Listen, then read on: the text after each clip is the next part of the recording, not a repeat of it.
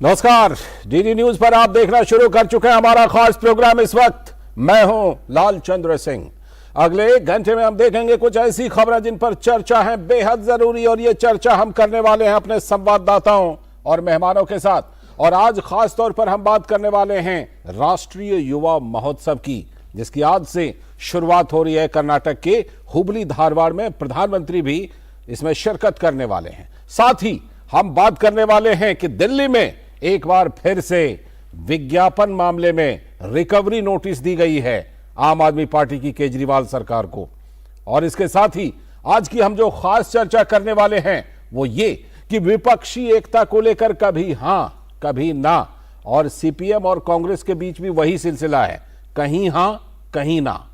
साथ ही बात करने वाले हैं कि क्या टीएमसी और ममता बनर्जी को अपनी छवि सुधार करने की जो कोशिश है वो चिंता सता रही है पश्चिम बंगाल में। करेंगे इन सब मुद्दों पर बात, लेकिन सबसे पहले इस वक्त की हेडलाइंस। भारत की मेजबानी में शुरू हुआ 2 दिनों का voice of global south summit. प्रधानमंत्री ने वैश्विक मुद्दों को हल करने में संयुक्त राष्ट्र जैसे अंतरराष्ट्रीय संगठनों की भूमिका पर दिया बल। कहा सुधार और प्रगति को शामिल करना जरूरी। स्वामी विवेकानंद की जयंती पर आज से राष्ट्रीय युवा महोत्सव। कर्नाटक के हुबली धारवाड़ में प्रधानमंत्री नरेंद्र मोदी करेंगे महोत्सव का उद्घाटन। थीम है विकसित युवा विकसित भारत। थल सेना के अध्यक्ष मनोज पांडे ने कहा उत्तरी सीमा पर हालात अप्रत्याशित रूप से स्थिर। सैन्य और राजनयिक दोनों स्तरों पर बात करना जारी। किसी भी आकस्मिक स्थिति से निपटने के लिए पर्याप्त भंडार मौजूद। जम्मू कश्मीर में संघर्ष विराम के बावजूद घाटी में आतंकवाद और आतंकी ढांचे को सीमा पार से समर्थन बरकरार। दिल्ली सरकार के directorate of information and publicity यानी कि डीआईपी ने आम आदमी पार्टी को थमाया नोटिस। अगले 10 दिनों में करीब 164 करोड़ रुपए के विज्ञापन का रिकवरी नोटिस। रिकवरी ना होने पर पार्टी की संपत्ति कुर्क होने की भी संभावना। दुनिया का सबसे लंबा गंगा विलास क्रूज वाराणसी में मौजूद। आज शाम होगा भव्य सांस्कृतिक कार्यक्रम। डिब्रूगढ़ के लिए कल प्रधानमंत्री नरेंद्र मोदी क्रूज को दिखाएंगे हरी झंडी। और उत्तराखंड और हिमाचल के पहाड़ों पर जबरदस्त बर्फबारी। आसपास के मैदानी इलाकों में अगले 2 दिनों तक हल्की बारिश की संभावना। कुछ दिनों में एक बार फिर से कड़ाके की ठंड पड़ने का अंदेशा। ये थी इस वक्त की हेडलाइंस, और अब हम देखेंगे खबरों को विस्तार से। और सबसे पहले हम बात करने वाले हैं राष्ट्रीय युवा महोत्सव की। स्वामी विवेकानंद के जन्मदिन पर देश मना रहा है राष्ट्रीय युवा दिवस। इस दिन को खास तौर पर राष्ट्रीय युवा दिवस के तौर पर मनाया जा रहा है। आज से राष्ट्रीय युवा महोत्सव का हो रहा है आयोजन। कर्नाटक के हुबली धारवाड़ में यह आयोजन हो रहा है, जिसमें प्रधानमंत्री नरेंद्र मोदी करेंगे 26वें राष्ट्रीय युवा महोत्सव का उद्घाटन और युवाओं से करेंगे संवाद। स्वामी विवेकानंद का प्रभावशाली व्यक्तित्व और उनके अनमोल विचार दुनिया भर में लाखों लोगों और खासतौर पर युवाओं के लिए प्रेरणा है। इस वर्ष राष्ट्रीय युवा महोत्सव आज से शुरू होकर 16 जनवरी तक आयोजित किया जा रहा है। और इस बार के राष्ट्रीय युवा महोत्सव का थीम है विकसित युवा विकसित भारत। और राष्ट्रीय युवा महोत्सव में इस बार देखें तो देश में जो 60 करोड़ युवा, जो सबसे बड़ी आबादी है, दुनिया के कई देशों की आबादी से भी बड़ी यहां पर सिर्फ युवाओं की आबादी है, उसका प्रतिनिधित्व। तो देश भर से करीब 7,500 युवक इस उत्सव में भाग लेने के लिए हुबली धारवाड़ कर्नाटक में पहुंच रहे हैं। G20 और Y20 के अभियान से G20 सम्मेलन में देश के युवा रखेंगे अपने मसौदे। और इस महोत्सव का आयोजन प्रतिभावान युवाओं को राष्ट्र निर्माण की दिशा में प्रेरित करने और राष्ट्रीय स्तर पर पहचान दिलाने के लिए किया जाता है। उसी सिलसिले में यह आयोजन है। राष्ट्रीय युवा महोत्सव के जरिए देश के सभी भागों की विविध संस्कृतियां एक साझा मंच पर आती हैं। ये महोत्सव प्रतिभागियों को एक भारत श्रेष्ठ भारत की भावना से भी जोड़ता है। देश भर के युवा जुड़ते हैं इसमें। इस बार के सम्मेलन में 5 विषय हैं: कार्य, उद्योग और नवाचार, जलवायु परिवर्तन, स्वास्थ्य, शांति और साझा भविष्य। इन्हीं पर चर्चा होगी। स्थानीय पारंपरिक संस्कृतियों को प्रोत्साहन देने के लिए प्रतिस्पर्धात्मक कार्यक्रमों का भी आयोजन किया जा रहा है। तो महोत्सव का एक प्रमुख आकर्षण यह भी है कि लगभग 10 लाख लोग योग करने के लिए योगाथन करने वाले हैं। आयोजन के दौरान राष्ट्रीय स्तर के कलाकारों द्वारा 8 स्वदेशी खेल और मार्शल आर्ट भी किए जाएंगे। पेश तो बहुत ही खास है इस बार का ये राष्ट्रीय युवा महोत्सव। और राष्ट्रपति द्रौपदी मुर्मू ने स्वामी विवेकानंद को उनकी जयंती पर नमन किया है और उन्होंने अपने ट्वीट संदेश में कहा, स्वामी विवेकानंद जी की जयंती पर उन्हें मेरा कोटि कोटि नमन। स्वामी विवेकानंद ने आध्यात्मिकता और देशभक्ति को जोड़ा। उन्होंने विश्व स्तर पर भारतीय मूल्यों का प्रचार किया। उनका जीवन और शिक्षा युवाओं को सदैव प्रेरित करती रहती है। और प्रधानमंत्री नरेंद्र मोदी ने भी स्वामी विवेकानंद को उनकी जयंती पर नमन किया और उन्होंने अपने ट्वीट संदेश में कहा, स्वामी विवेकानंद को उनकी जयंती पर सादर नमन। उनका जीवन राष्ट्रभक्ति, आध्यात्मिकता और कर्मठता के लिए सदैव प्रेरित करता है। उनके महान विचार और आदर्श देशवासियों का मार्गदर्शन करते रहेंगे। केंद्रीय गृह मंत्री अमित शाह ने भी स्वामी विवेकानंद को उनकी जयंती पर नमन किया और उन्होंने ट्वीट में लिखा, पूरे विश्व को सनातन संस्कृति के दीप से प्रकाशित करने वाले स्वामी विवेकानंद जी की जयंती पर उन्हें कोटिशः नमन व देशवासियों को राष्ट्रीय युवा दिवस की शुभकामनाएं। राष्ट्र निर्माण के लिए स्वामी जी ने अपने विचारों से युवाओं को राष्ट्रवाद, अध्यात्म व कर्तव्य परायणता के लिए प्रेरित किया। विवेकानंद जी जातिवाद व सामाजिक आडंबरों के प्रखर आलोचक व सामाजिक समरसता के पक्षधर थे। उन्होंने युवाओं में राष्ट्र चेतना जागृत करने के साथ आधुनिकता से अध्यात्म को जोड़ने के विचार दिए। उनका असीम ज्ञान व प्रेरक विचार युगों युगों तक युवाओं के लिए प्रेरणा का एक केंद्र बने रहेंगे। और केंद्रीय सूचना एवं प्रसारण मंत्री अनुराग सिंह ठाकुर ने इस मौके पर अपना संदेश दिया है, उन्हें सुनते हैं।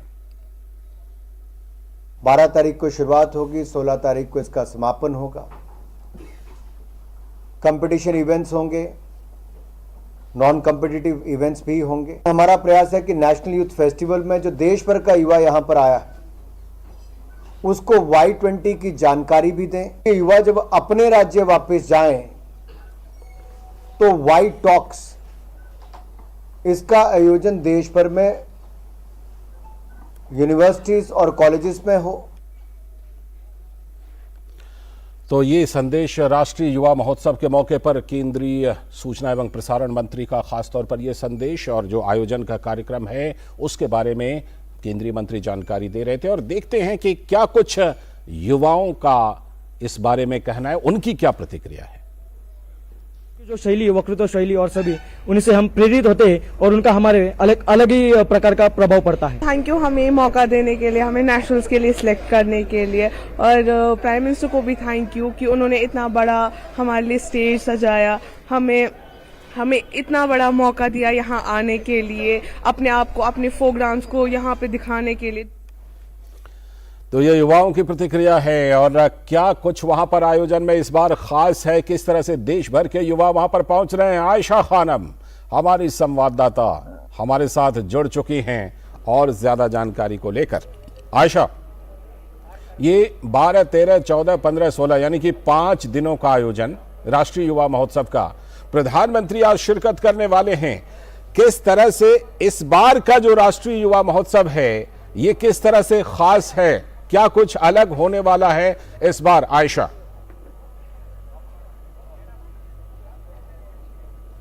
जी देखिए लालचंद, इस बार का जो युवा महोत्सव है खास इसलिए है क्योंकि पैंडेमिक के बाद पहली बार ये जनोत्सव हो रहा है और प्रधानमंत्री नरेंद्र मोदी जो है इन युवाओं को हुबली के इसी रेलवे ग्राउंड में संबोधित करेंगे। तो इसके लिए युवाओं में बहुत उत्सुकता है, और क्योंकि लगातार पिछले 2-3 साल से पैंडेमिक के चलते प्रधानमंत्री ने युवाओं को वर्चुअल एड्रेस किया था, और कई युवक जो है वर्चुअली इस विवेकानंद जयंती को, स्वामी विवेकानंद जयंती का आयोजन किया था। लेकिन ये खास है क्योंकि प्रधानमंत्री नरेंद्र मोदी खुद इन युवकों के बीच में रहेंगे।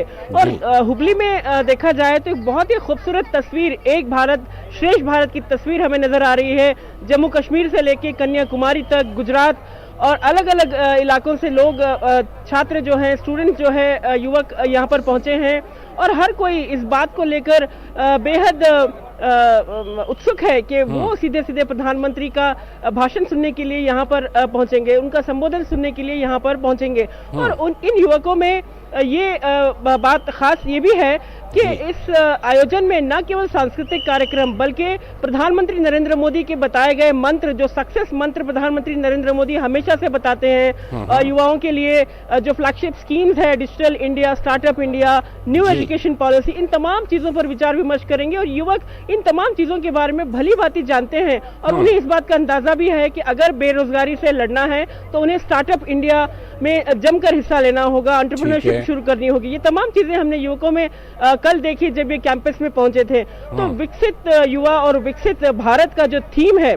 तो युवकों की सोच में बदलाव अगर लाया जाए, जिस तरह से प्रधानमंत्री कहते हैं, तो जाहिर सी बात है ये भारत की जो विकास है, प्रधानमंत्री नरेंद्र मोदी का न्यू इंडिया का सपना है, वो ये युवक आगे चलकर पूरा करेंगे। देखिए, हम कुछ भाषण सुन रहे थे प्रधानमंत्री नरेंद्र मोदी के, पुराने जो संबोधन यहाँ पर चल रहे थे, उसमें प्रधानमंत्री नरेंद्र मोदी ने बहुत ही खूबसूरत अंदाज में एक शेर युवकों के सामने रखा था अपने पिछले भाषण में, और कहा था कि उसे शक है मेरी उड़ान पर, उसे शक है मेरी उड़ान पर, लेकिन मुझे यकीन है ये आसमान ही कुछ कम है। तो इस तरह से प्रधानमंत्री नरेंद्र मोदी युवकों को प्रेरित करते हैं, इंस्पायर करते हैं, और ये इन युवकों के लिए बहुत बड़ी बात है। और इनमें से कई युवकों के लिए प्रधानमंत्री मोदी सर हैं, क्योंकि परीक्षा पे चर्चा जो है इन युवकों के बीच काफी पॉपुलर है। और ये नरेंद्र मोदी, प्रधानमंत्री नरेंद्र मोदी को जब संबोधित करते हैं तो मोदी सर कहकर बोलते हैं। तो जाहिर सी बात है, तो ये जो उत्सव है अगले 4 दिन में बहुत ही दिलचस्प रहेगा। कई मुद्दों पर विचार विमर्श होगा, और न्यू इंडिया इनोवेशन के सपनों को एक आकार दिशा दी जाएगी। और G20 के समय में जब ये आयोजन हो रहा है, यूथ फेस्टिवल आयोजन हो रहा है, तो जाहिर है इस दौरान युवक G20 पर भी नजर रखेंगे, और कैसे अपना नेतृत्व आगे चलकर भारत को एक संपूर्ण विकसित देशों की कतार में लाने के लिए अपना कंट्रीब्यूशन देंगे। ठीक है। अच्छा, जैसे देश भर से युवा, करीब करीब 7,500 युवा देश के कई राज्यों से वहां कर्नाटक में इकट्ठे हो रहे हैं, तो उनको कर्नाटक का में जो जिस तरह वो इकट्ठे हो रहे हैं, तो कर्नाटक के बारे में बताने के लिए, उनकी सुविधा के लिए, और वहां पर देश भर से इकट्ठा हो रहे युवाओं को अच्छा अनुभव हो, इसके लिए क्या खास इंतजाम है आयशा? क्योंकि आपके पीछे काफी तादाद दिखाई पड़ रही थी युवाओं की जो आ रहे हैं देश भर से। जी, अभी तमाम युवक अंदर पहुंचे हैं, उन्हें अपनी अपनी जगह लेने के लिए कहा गया है।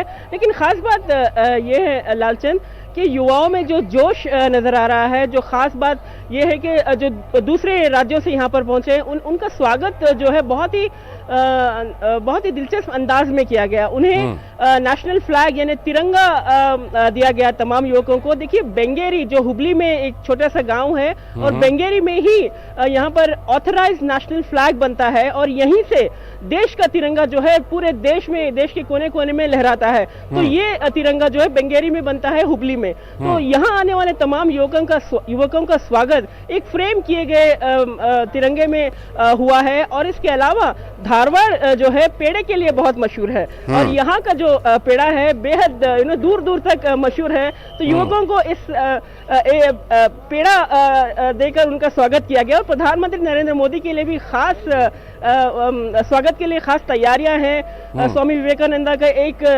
स्टैचू बनाया गया है जो कर्नाटक के बिद्री आर्ट वर्क से बना हुआ है। इसके अलावा इलायची का जो है पेठा उन्हें पहनाया जाएगा, एक टर्बन उन्हें पहनाया जाएगा।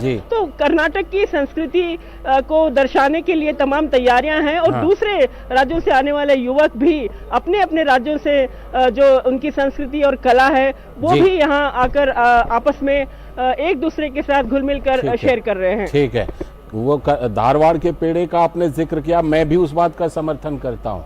वाकई मैंने खुद धारवाड़ के दौरे के दौरान उसे खाया है। ये बताइए कि प्रधानमंत्री का आज शाम में संबोधन है, प्रधानमंत्री का क्या कार्यक्रम है?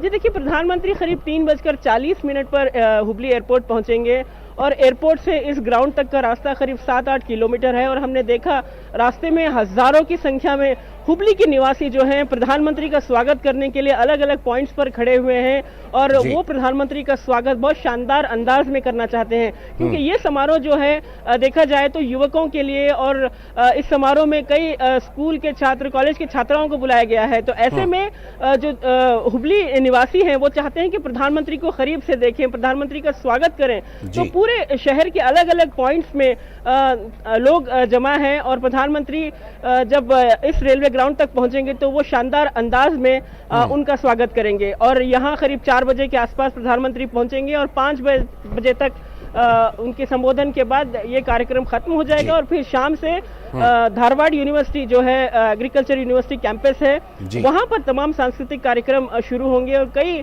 कलाकार जो है वहां पर जुट रहे हैं। एक और खास बात यह है लालचंद के धारवाड़ जो है गंगूबाई हनगल और पंडित भीमसेन जोशी का भी शहर है, ये दोनों यहाँ पर रहते थे और इनकी जो कला और संस्कृति से इनका जो एक कनेक्शन रहा है वो युवक भली भांति जानते हैं और ये तमाम जो यहाँ की उपलब्धियां हैं पंडित भीमसेन जोशी की और गंगूबाई हनगल की, तमाम चीजें जो है एक लेजर शो के जरिए युवकों को दिखाया जाएगा और यहाँ की रिचनेस, यहाँ की जो सांस्कृतिक धरोहर है उसको यहाँ पर दर्शाने की कोशिश की जाएगी। चलिए, और ये आगे चलकर जो भी कार्यक्रम होगा उसके बारे में हम लोग आपसे जानकारी लेते रहेंगे।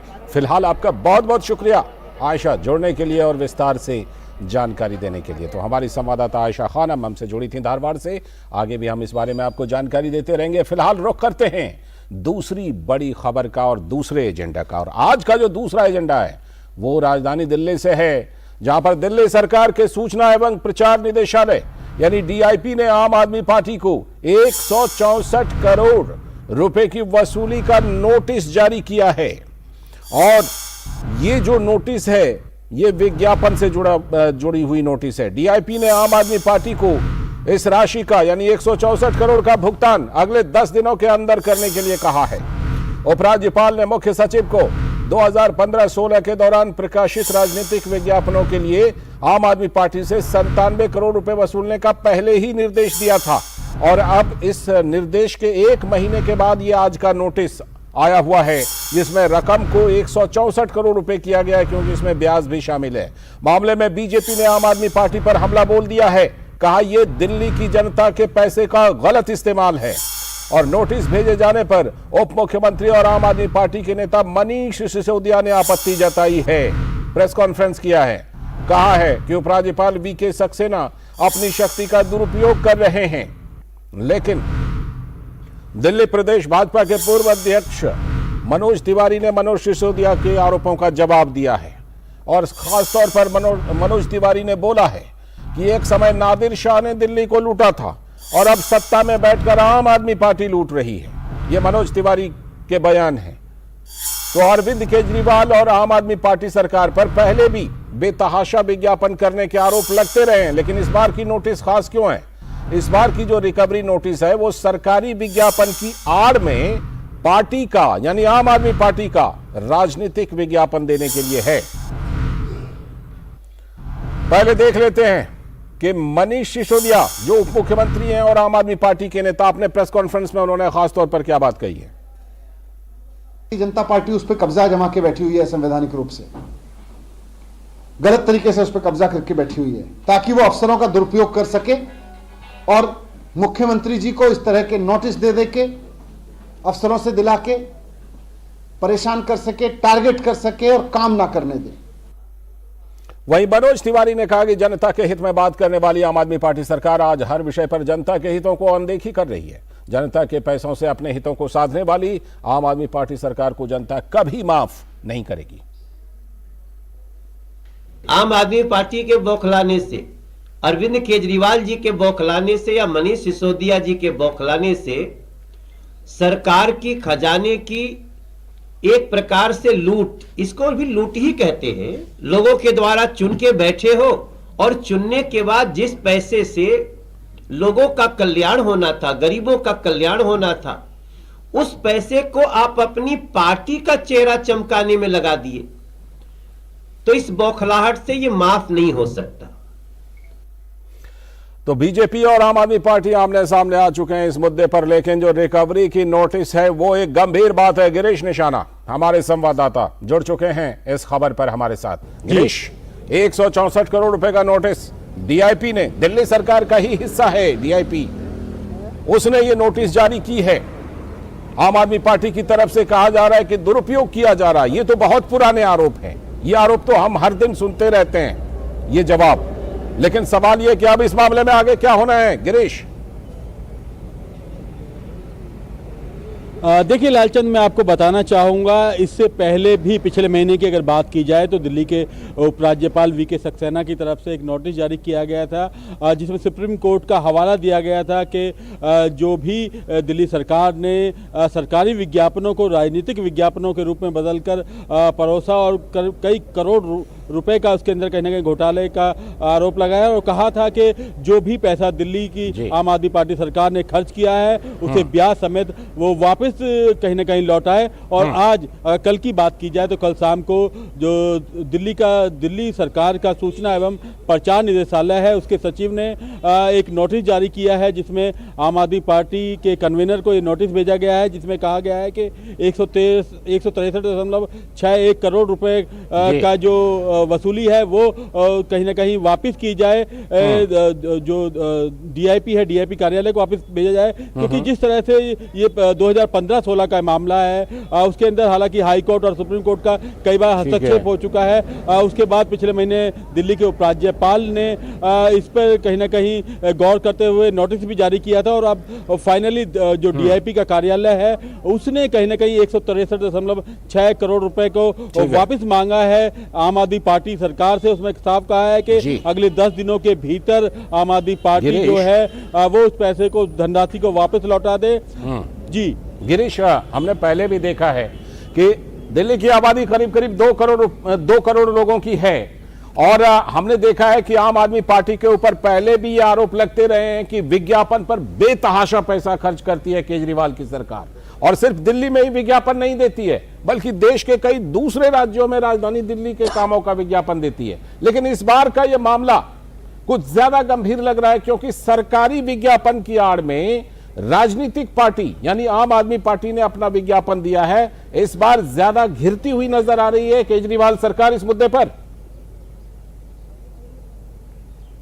बिल्कुल, इस बार पूरी तरह से दिल्ली सरकार है वो घिरती नजर आ रही है। आम आदमी पार्टी की सरकार घिरती नजर आ रही है। वो इसलिए घिरती नजर आ रही है क्योंकि जिस तरह से ये ईमानदारी की बात कर रहे हैं आम आदमी पार्टी की सरकार, लेकिन कहीं ना कहीं इसी तरह से उन्होंने जो सरकारी विज्ञापन है उनको अपने राजनीतिक फायदे के लिए इस्तेमाल किया, उसमें कहीं ना कहीं आम आदमी पार्टी का प्रचार करते हुए नजर आए। तो तमाम ऐसी बहुत सी बातें हैं जिसको संज्ञान में लेते हुए सुप्रीम कोर्ट ने भी पहले भी दिशा निर्देश जारी किए थे कि दिल्ली के अंदर दिल्ली के उपराज्यपाल उनसे वसूली करें, और इसको लेकर पहले भी दिल्ली के उपराज्यपाल ने वसूली का नोटिस जारी किया था और वो भी ब्याज समेत पैसा वापस मांगने की बात कही थी। लेकिन अब जो डीआईपी है, डीआईपी ने स्पष्ट तौर पर अगले 10 दिन का समय दिया है आम आदमी पार्टी के कन्वीनर को कि वो 163.6 करोड़ रुपए को वापस लौटाए अति शीघ्र 10 दिन के भीतर ही। अनुमान ये भी लगाया जा रहा है लालचंद्र, अगर इस तरह से आम आदमी पार्टी नहीं करती है तो उसके खिलाफ और सख्त कार्रवाई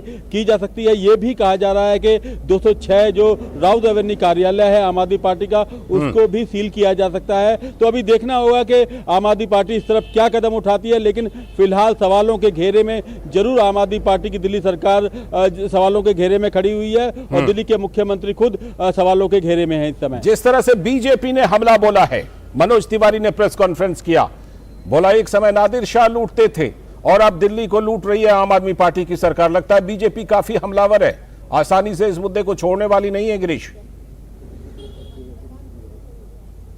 जी बिल्कुल, आपने ठीक कहा। इस समय जो दिल्ली बीजेपी है पूरी तरह से घेरे हुए है आम आदमी पार्टी को, दिल्ली की सरकार को। उसने साफ कहा है पहले नादिर शाह लूटा करते थे दिल्ली को और अब कहीं ना कहीं ये आम आदमी पार्टी की सरकार लूट रही है। जो दिल्ली के पूर्व प्रदेश अध्यक्ष भाजपा के हैं मनोज तिवारी, उन्होंने इतना तक कहा कि जितने भी आम आदमी पार्टी है जब तक स्पष्ट नहीं हो जाता तब तक उसके खाते को सीज कर देना चाहिए। इसके साथ साथ उन्होंने ये भी कहा कि जो भी नेताओं के जिनके भी चेहरे इसके अंदर चमके हैं, इन विज्ञापनों के अंदर चमके हैं, उनसे ये रकम वसूली जानी चाहिए। चलिए, बहुत बहुत शुक्रिया गिरीश जुड़ने के लिए और इस खबर पर विस्तार से जानकारी देने के लिए। आगे भी इस मामले में जो होगा हम आपसे लगातार जानकारी लेते रहेंगे। तो ये हम बात कर रहे थे कि किस तरह से आम आदमी पार्टी सरकार एक बार फिर से गंभीर संकट में घिरी है, क्योंकि 164 करोड़ रुपए की रिकवरी का नोटिस, वो इसलिए क्योंकि सरकारी विज्ञापन की आड़ में राजनीतिक पार्टी का विज्ञापन दे दिया गया। फिलहाल वक्त है एक ब्रेक का, और ब्रेक के बाद जब लौटेंगे तब करेंगे आज की खास चर्चा। और आज की जो खास चर्चा होने वाली है वो ये कि विपक्षी एकता में कभी हां कभी ना, कुछ दलों का हां कुछ दलों का ना, किसी राज्य में हां किसी राज्य में ना, ये सिलसिला चल रहा है। करेंगे इस पर खास चर्चा, देखते रहिए डीडी न्यूज।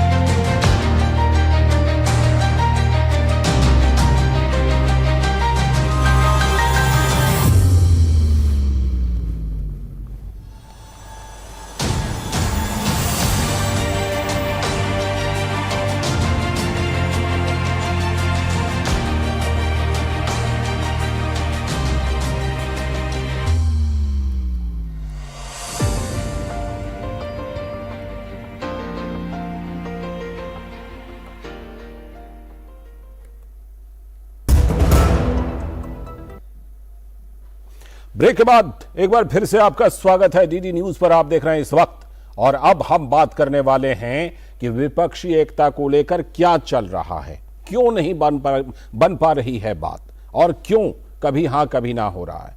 तो विपक्षी एकता की हो रही है लगातार कोशिश, लेकिन नतीजे के तौर पर हम देख रहे हैं कि कभी हां तो कभी ना, ये चल रहा है लगातार कि कोशिश तो चल रही है लेकिन नतीजा वही ढाक के तीन पात, यानी कि कभी हां कभी ना। कांग्रेस और सीपीएम के बीच की ही बात कर लीजिए उदाहरण के तौर पर, तो देश के कई राज्यों में तालमेल के मामले में ये कहीं पर हां है तो कहीं पर ना है।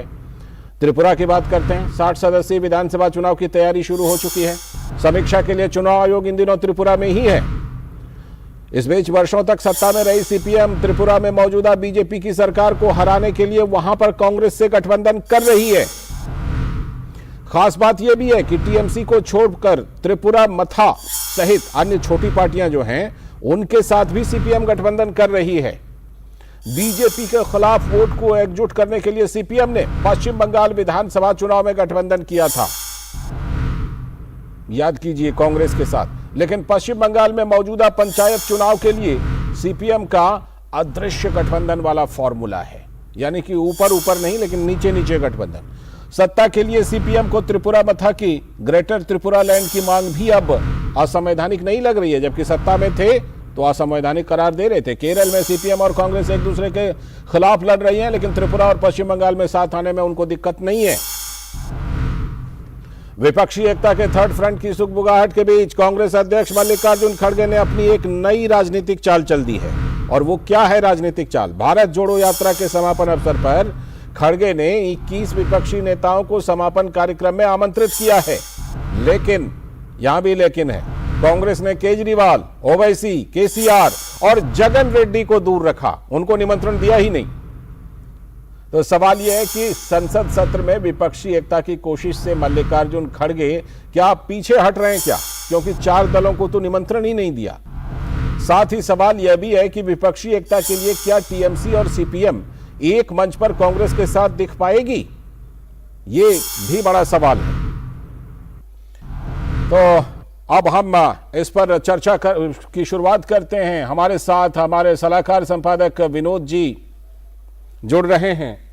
सलाहकार संपादक विनोद जी जुड़ चुके हैं और साथ में डॉक्टर निखिल प्रसून सिंह, भाजपा के प्रवक्ता, और विंग कमांडर अनुमा आचार्य जी, प्रवक्ता कांग्रेस की। बहुत बहुत स्वागत अनुमा जी, साथ में बहुत बहुत स्वागत निखिल जी, और विनोद जी हमारे साथ जुड़े हुए हैं। मैं शुरुआत सबसे पहले विनोद जी से कर लेता हूं। विनोद जी, ये बताइए, कभी हां कभी ना, ये तो हमने कहावत के तौर पर सुना है, लेकिन सीपीएम और कांग्रेस की जब हम बात करते हैं तो इसको थोड़ा सा बदल करके कहीं हां कहीं ना, यानी केरल में ना, लेकिन बंगाल और त्रिपुरा में, बंगाल में आधा हां, त्रिपुरा में पूरा हां, ये जो फॉर्मूला चल रहा है, ये क्या विपक्षी दलों के अंदर की दुविधा को दिखा रहा है विनोद जी? जी, जैसा कि आप अपनी रिपोर्ट में बता रहे थे, इस साल का ये पहला चुनाव त्रिपुरा में होना है। हाँ। और त्रिपुरा जो है, आप ये जान सकते हैं, हम लोगों को पता है कि 25 साल के वामपंथी सरकार को उखाड़ के बीजेपी ने वहाँ सत्ता अपने हाथ में ली थी। तो जाहिर सी बात है कि वामपंथी के लिए, सबसे वामपंथी दलों के लिए वो एग्जिस्टेंस का सवाल है कि त्रिपुरा में किसी तरह से अपनी सत्ता की वापसी कैसे हो जी। और इसी वापसी के कवायद में कल जो सीपीएम की वहाँ पे प्रदेश इकाई है, उस प्रदेश इकाई की बैठक में ये निर्णय लिया गया कि वो कांग्रेस के साथ साथ जो दूसरी छोटी छोटी पार्टियां हैं, जिसमें आपने त्रिपुरा माथा की बात की थी जी, उनके साथ में हम लोग एक गठबंधन बनाएंगे और किसी भी हालत में जो विपक्ष का वोट है या बीजेपी के खिलाफ जो वोट है, उस वोट को बंटने नहीं देंगे। लेकिन ध्यान देने की बात है कि उसमें टीएमसी नहीं है। जबकि आप अभी पिछले महीने जब चुनाव हुआ, वहाँ पे लोकल बॉडी का चुनाव हुआ था, तो वहाँ कांग्रेस से ज्यादा और वामपंथियों से ज्यादा सक्रिय वहाँ टीएमसी थी जी। खुद ममता बनर्जी के भतीजे अभिषेक हैं, वो पूरी इलेक्शन की कैंपेनिंग अपने हाथ में ली थी। उनको शायद एक भी सीटें नहीं मिली थी, लेकिन फिर भी उन्होंने अपने राजनीतिक वर्चस्व के लेके जो लड़ाई थी सीपीएम के साथ में, उसको वो बंगाल तक ले गए, से लेके त्रिपुरा तक ले गई थी जी।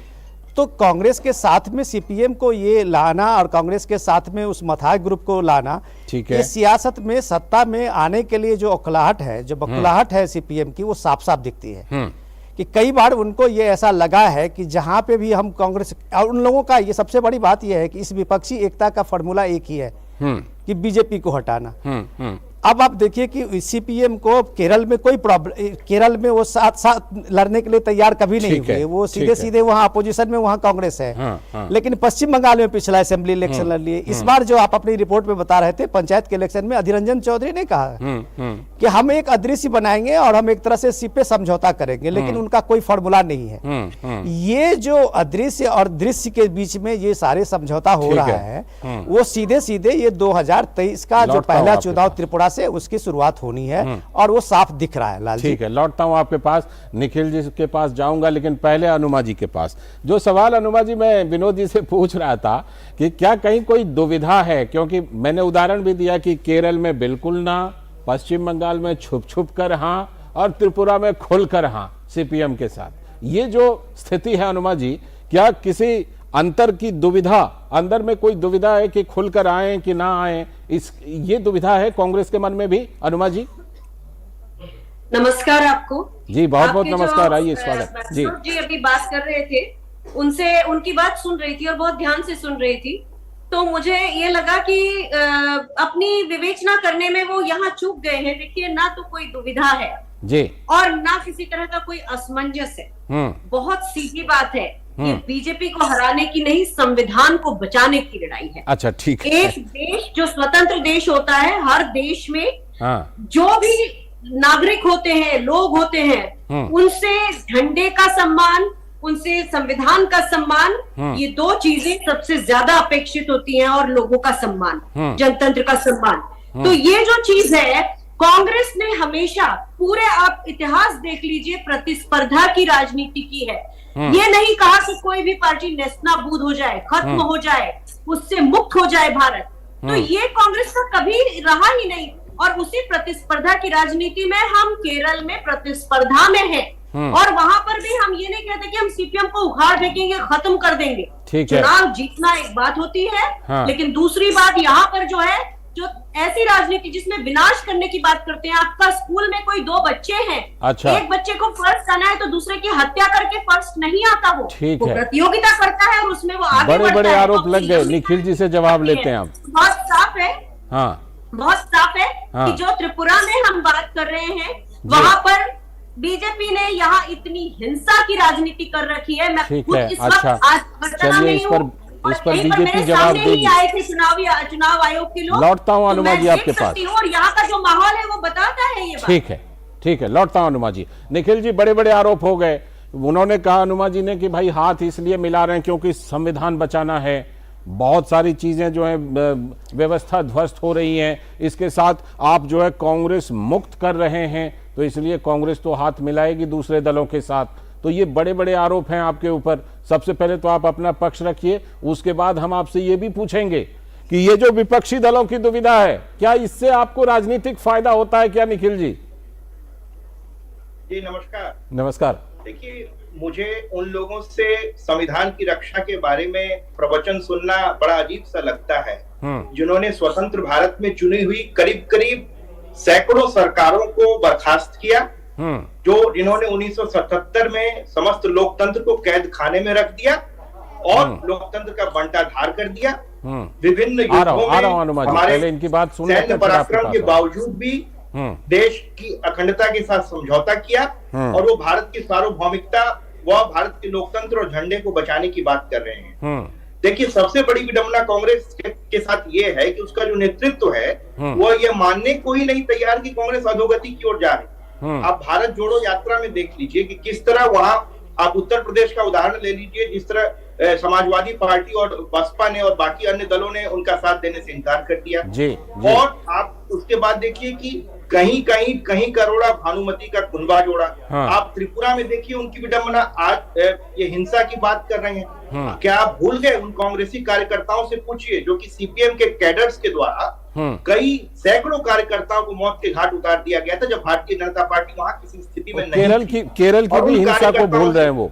जी, तो एक तरह से उन जो लाखों कार्यकर्ता हैं जो कांग्रेसी थे, जो कि अब भारतीय जनता पार्टी के समर्थन में आए हैं, उनके लिए उनका क्या जवाब है, जिनको सीपीएम ने मौत के घाट उतारा था वहां पे। और जहां तक पश्चिम बंगाल का प्रश्न है, यहाँ कांग्रेस और सीपीएम साथ लड़ी थी। 2000 जो पिछला 2016 का चुनाव था, दोनों को 0 सीटें आई, 0 सीटें आई। और इससे ज्यादा मुझे लगता है ये पराजय की पराकाष्ठा।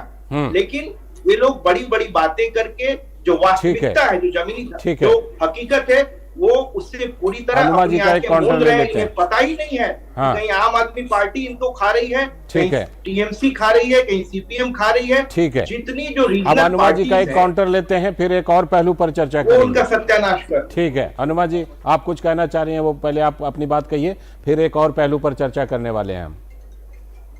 जिन लोगों ने अपने मुख्यालय में 52 साल तक तिरंगा न फहराया, वो ना बताएं। आप किनके मुख्यालय की बात? बीजेपी के मुख्यालय की बात कर रही है ना?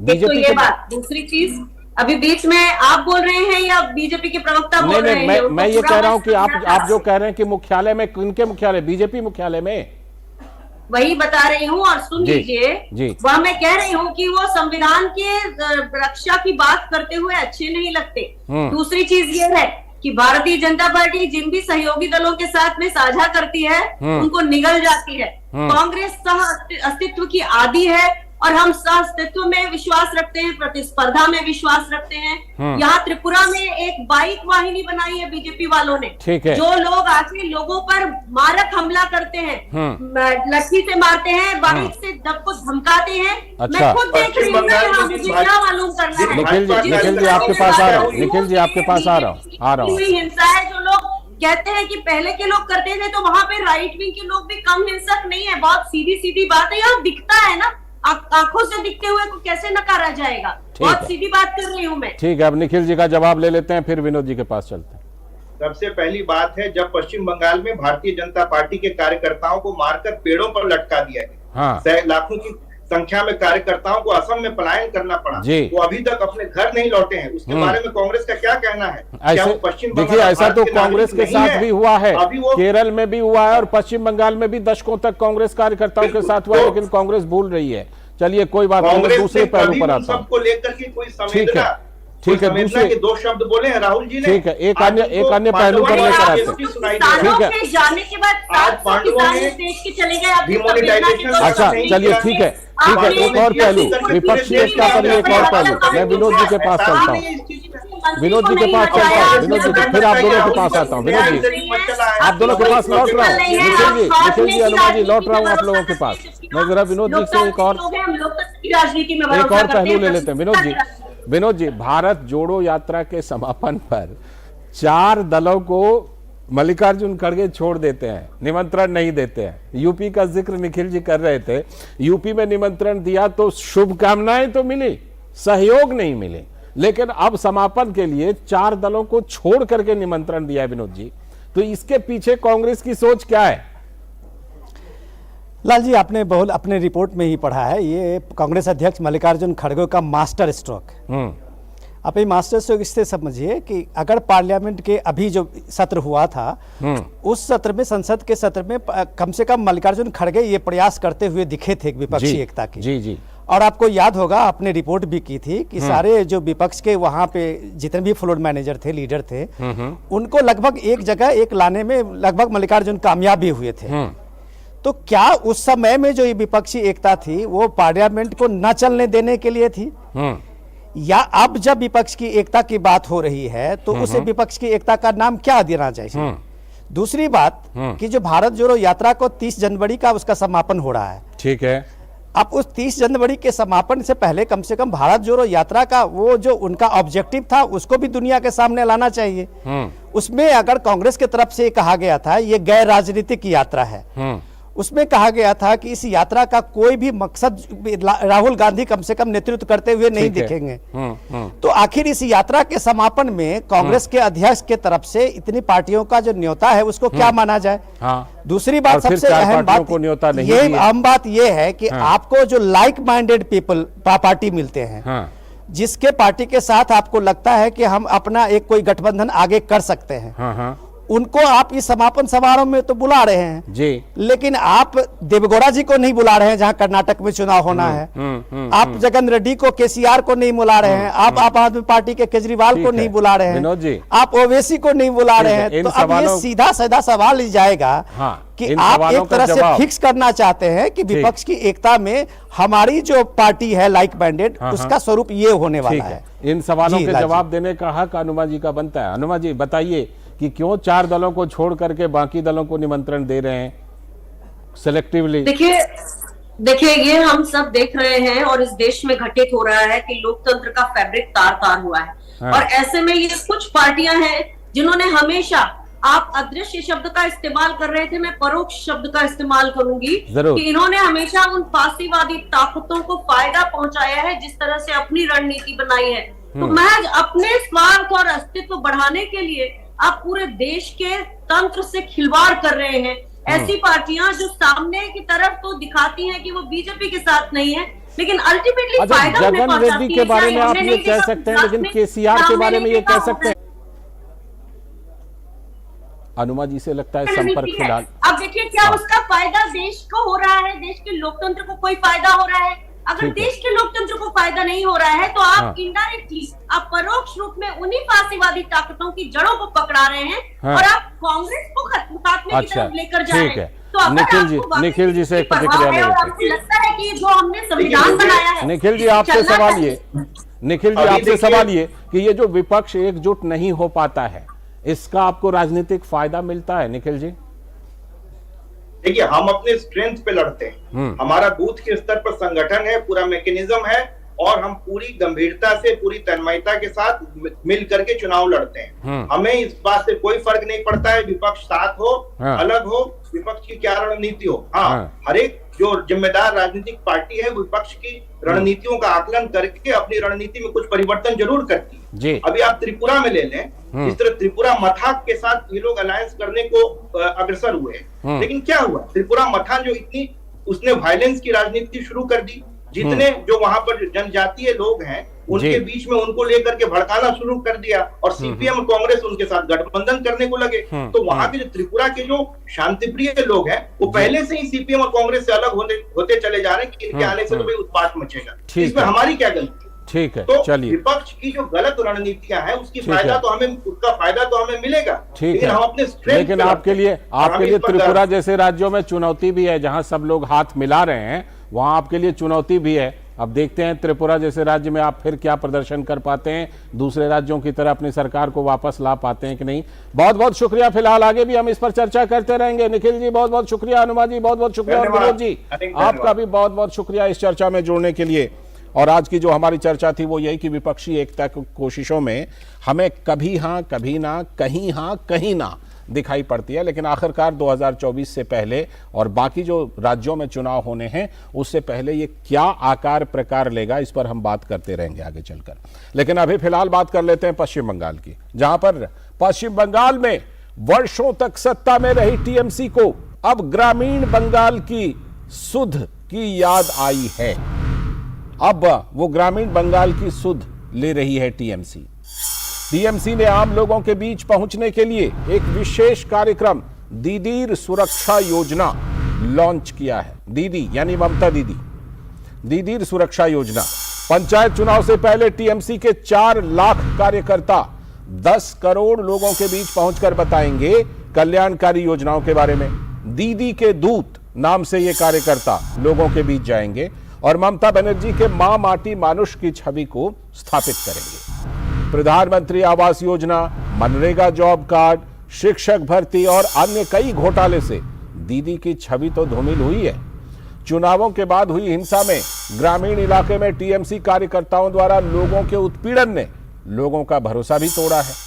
कटमनी, भ्रष्टाचार के खिलाफ केंद्रीय एजेंसियों की जांच, इन सब से भी टीएमसी नेताओं की छवि खराब हुई है। तो जाहिर है कि इस दौर में ममता बनर्जी अपनी छवि बचाने के लिए संघर्ष करती हुई दिख रही हैं। तो ये जो कोशिश है, इस कोशिश का असली मकसद क्या है?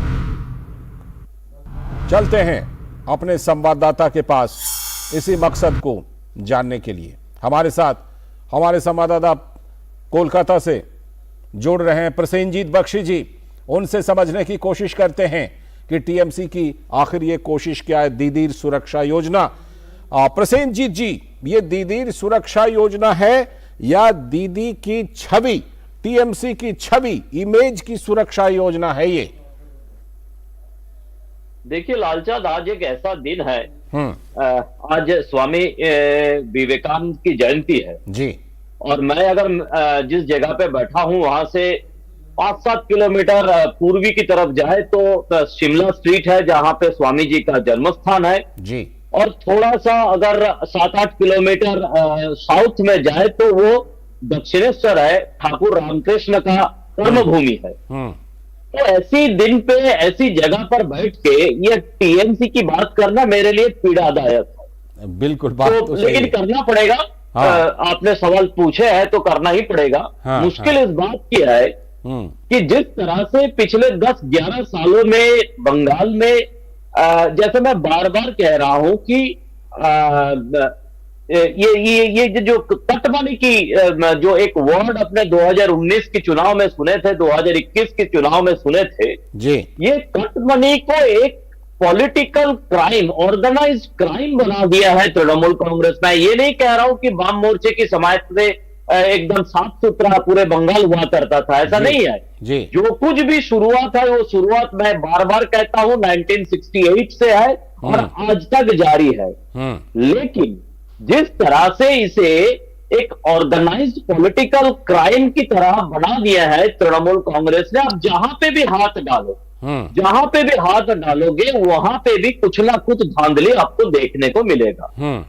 लेकिन बात यह है, प्रॉब्लम इस बात की है कि ये जो तृणमूल का सरकार है इसका जो शुरुआत है इस सिर्फ और सिर्फ ममता बनर्जी की इमेज के ऊपर है। ठीक है। क्योंकि 34 साल वाम मोर्चे की सरकार बंगाल में जिस तरह की एक खौफनाक स्थिति पैदा कर दिया, उसके सामने अपना सादगी और स्ट्रीट फाइटिंग की जो इमेज है, इस इमेज को बनाकर, और शायद उसमें हम लोग भी थोड़ा सा भागीदार थे पत्रकार के रूप में, ये ममता बनर्जी 2011 में सरकार बनाई जी। लेकिन उसके बाद जो इसका पतन होने लगे, उसके बाद इसके जो, और ये जो करोड़ों रुपया इन लोगों को देखने को मिल रहा है, ठीक है, ये देखने को मिलना, ये काफी मेंटल एक इफेक्ट होता है। नोटों का पहाड़ जब दिखा था। हाँ, ममता बनर्जी को ये समझ में आ गया, लेकिन उनके पास अपना इमेज छोड़कर और कुछ है भी नहीं। ठीक है, तो करे क्या? पंचायत चुनाव से पहले ये तो उन्होंने धुरंधर राजनीति की दिमाग लगाकर ये समझ गए हैं कि जिस तरह से आवास योजना में, जिस तरह से जॉब कार्ड में, जिस तरह से बाकी सब जगह पे अपने ही लोग, जिस तरह से शिक्षक घोटाले में अपने ही लोग बेच दिए हैं, ये जो पैसा का फुटेज आप दिखा रहा है, ये लोगों की पैसा है जो पंचायत में वोट डालेंगे, उनका मेहनत की कमाई है, जो जिसके कारण पार्थ चैटर्जी को अब जेल में डाला गया। लेकिन कोई ये विश्वास नहीं करेंगे कि इसमें ममता बनर्जी को कुछ पता नहीं था। ठीक है, लेकिन ममता का कोशिश यह है कि मैं तो रहता हूं आसमान में, मुझे कुछ पता नहीं है, जो कुछ भी किया है कैसे हो सकता है? क्रिमिनल्स ने किया है और मैं सादगी हूं, जिम्मेदारी तो लेनी होगी, बिल्कुल जिम्मेदारी। लेकिन इस बात से माने ये जो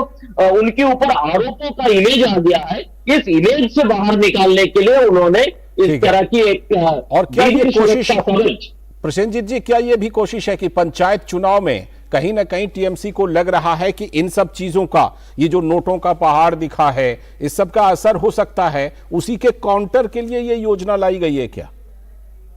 बिल्कुल। इसके अलावा क्योंकि बंगाल के सरकार के पास तनख्वाह देने की पैसा नहीं है, तो क्या सुरक्षा देंगे वो? ये जो सारे के सारे स्कीम्स है, ये सेंट्रल गवर्नमेंट की स्कीम है, और सेंट्रल गवर्नमेंट की स्कीम के ऊपर स्टिकर लगा के ये प्रदेश सरकार की स्कीम बोल के पंचायत के लोगों को इतना दिन तक अंधेरे में रखे थे और उनके सामने अपना इमेज बना के चुनाव में जीतते रहते थे जी। लेकिन अब जिस तरह से बीजेपी की तरफ से और केंद्रीय सरकार की तरफ से इसके ऊपर एक रोक लगा दिया गया है, जिस तरह से ये सवाल उठाया गया कि आप हिसाब दो, उसके बाद जॉब कार्ड की 100 दिन का काम का पैसा लो, उसके बाद आवास योजना की पैसा लो, वहां पे जो प्रधानमंत्री आवास योजना के नाम बदल के आप बंगाल आवास योजना बना दिया है, उसको हटाओ पहले, उसके बाद आपको दिया जाएगा। या जो पीने का पानी का जो प्रधानमंत्री का स्कीम है, उस स्कीम को निर्मल पानी बोल के यहाँ पे स्कीम बना लिया। तो ये जो हर एक स्कीम का नाम बदल दिए थे, अब लोगों को समझ में आ गया। अब इसमें क्या और एक मैं छोटी सी एक बात बता दूं कि राजनीति का और एक पहलू क्या तृणमूल ने बता दिया है। अब देश के मिनिस्टर कपिल मिश्रा जी अभी बंगाल में है, तो कल क्या किया गया, तृणमूल की तरफ से, वो पंचायत के मंत्री है, तृणमूल की तरफ से उनके सामने एक एजुटेशन करा दिया गया, ये साबित करने के लिए कि बंगाल की सरकार की दोष नहीं है, सारे दोष केंद्र सरकार की है, इसीलिए हमको आवास नहीं मिल रहा है, इनके लिए, इसके लिए हमको जॉब कार्ड में पैसा नहीं मिल रहा है। तो ये सब कुछ मिला के एक अपना इमेज बनाने की कोशिश ममता बनर्जी का, यही ये योजना है, इमेज बनाने की कोशिश है, और ये कोशिश कितनी रंग लाएगी इस पर आगे आपसे चर्चा करते रहेंगे। फिलहाल आपका बहुत बहुत शुक्रिया दादा, जुड़ने के लिए और चर्चा करने के लिए। तो इसी के साथ आज के इस वक्त में इतना ही। पूरी टीम को दीजिए अनुमति, लेकिन कल फिर इसी वक्त लेकर हाजिर होंगे हम। ये खास प्रोग्राम इस वक्त और इस बीच में डीडी न्यूज पर खबरों और कार्यक्रमों का सिलसिला लगातार जारी है। नमस्कार।